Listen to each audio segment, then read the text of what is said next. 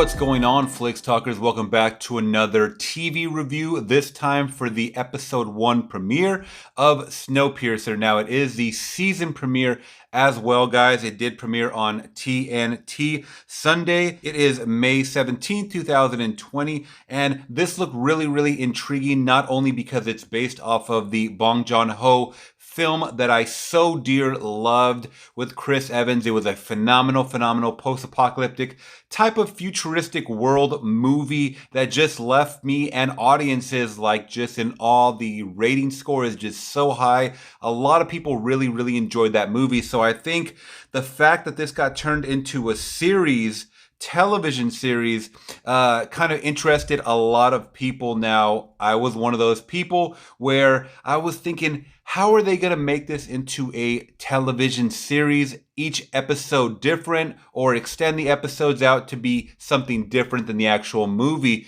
So when I started watching this first episode, guys, episode 1 tonight, I kind of got vibes, obviously, of the movie. There was a lot of scenes that were verbatim of the movie, and that's totally fine, because I kind of knew what to expect a little bit. But then there was a couple of twists and turns in there. But let's go over this cast first of all before I get into my thoughts of episode 1.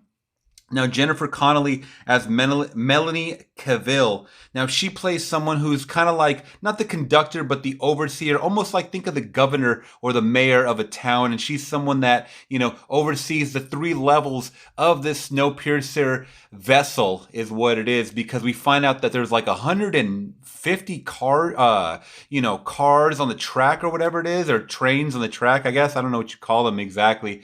But there's over 150 units, something like that. But it's broken into thirds. So at the front, you get the high class. In the middle, you get the middle class, obviously. And then the lower class tier, who they obviously do not even care about. Once again, if you've seen the movie, guys, you know what to expect from this TV series. You also get David, I believe it is, or it might be David Diggs, as Andre Layton, and he was someone who was in the movie, it was Blind Spotting, and I never got to see that one. Let me know in the comments below what you guys thought about that one. I know that was like an indie hit that took off. His character in this as Andre, he plays someone who's almost like a leader of the resistance, but one day the security on Snowpiercer, or these guys that are the law enforcement of Snowpiercer, they decide to take him to solve a murder because they find out that he was, in his old life, I like how they call it old life, they find out that he was a police officer, a homicide detective actually.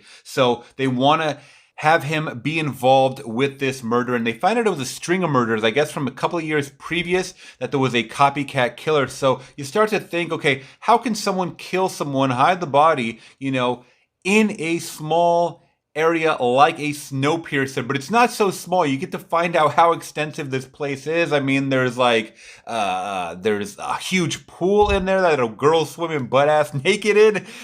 There's like a whole I forget what you call those, but you're growing fruits and stuff like that. There's schools, there's restaurants, there's all kinds of things in this train, and it's really cool to see the expansive world of this Snowpiercer, guys, because it was a movie that I grew dear to love, and I think a lot of other people did as well. So it's kind of cool to just explore this world a little more. And I also thought it was cool that they kept with that same character, Ruth Wardell.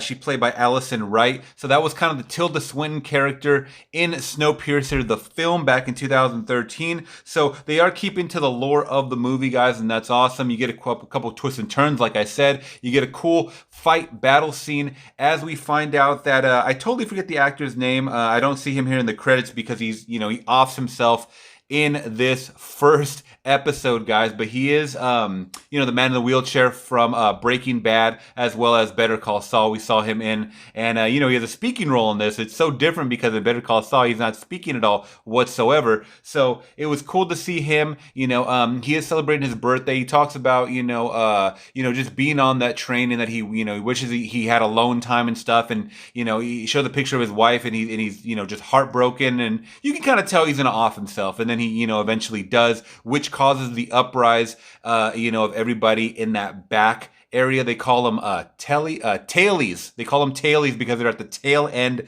of the. I thought that was extremely funny. They keep them on the tail end of this train. So, this causes an uprise, and you get to see a huge battle scene. Now, there was a character that I didn't see him right here on the cast.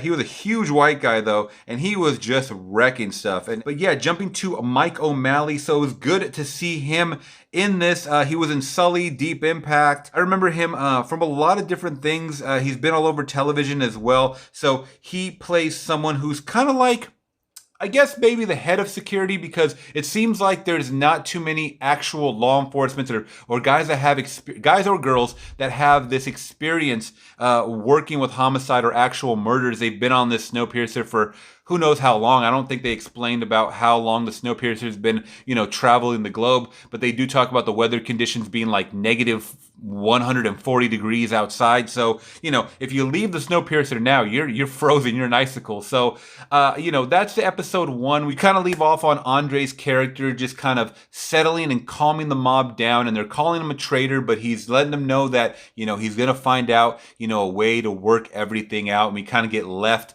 with his interaction with Jennifer Connolly as Melanie. So, they could be working together, but, we know it's going to eventually happen. They want to, cause that uprise, or they want to take over. They just want equality, I think is what it is. They want equal rights. They want everybody to live exactly the same. How is this going to play out in a 10-part series or 12-part episode series? I don't know, but I'm a little sucked in. I don't know if I'm going to continue this. Let me know if you guys are going to continue Snowpiercer on TNT. Let me know in the comments below, guys. I would love to hear your thoughts, and if you guys did appreciate my spoiler review for episode 1 of Snowpiercer season 1, please give me a thumbs up, and make sure you guys are hitting that subscribe and bell notification for more movie content and TV news content like this. Thank you guys so much. Till next time, peace.